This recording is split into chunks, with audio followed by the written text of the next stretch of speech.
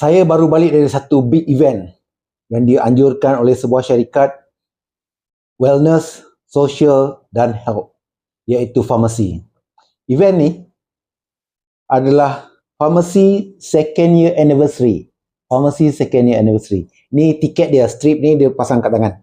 Okey, tiket ni RM49 saja, ya. Tetapi yang menariknya, dia bagi goodie bag bernilai RM300. To be exact, RM309. Pertama, ini adalah Pharmacy Pearl Bling Bag. Harga dia RM60. Dan di dalam dia ni, dia bagi ni hand cream, Cherry Blossom dan Shea Butter hand cream.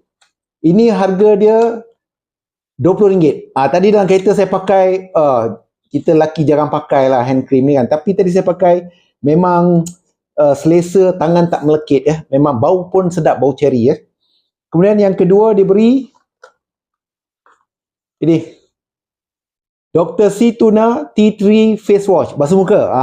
Orang lelaki nak basuh muka boleh, orang perempuan boleh ya. Ini harga dia RM64. Luar biasa Dia bukan bagi barang murah-murah. Dan yang ketiga dia bagi Farmasi VFX Pro Blur Primer. Primer ni macam foundation. Orang perempuan pakai sebelum pakai makeup. Siapa punya orang perempuan punya pakai lah. Dan yang keempat dia bagi Double Lash Extend Mascara. Ini pun untuk orang perempuan. Orang lelaki pakai maskara pelik lah kan. Tengok packaging dia pun cantik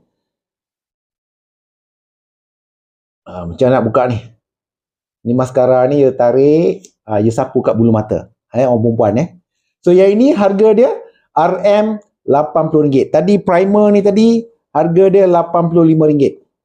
So total semua ni termasuk bling bag ni RM309. Saya dah buat network marketing industri direct selling ni dah 26 tahun. Selalunya tiket pergi event besar ni paling rendah RM50 lah. Selalunya RM100-120. Tapi dia bagi apa? Dia bagi satu botol air mineral yang kecil 250ml. Dia beri satu ketul sebuku roti kecil dan satu curry puff kalau nasib dia baik sikit. Tengah hari tak ada break. Tapi di sini RM49, goodie bag bernilai RM309.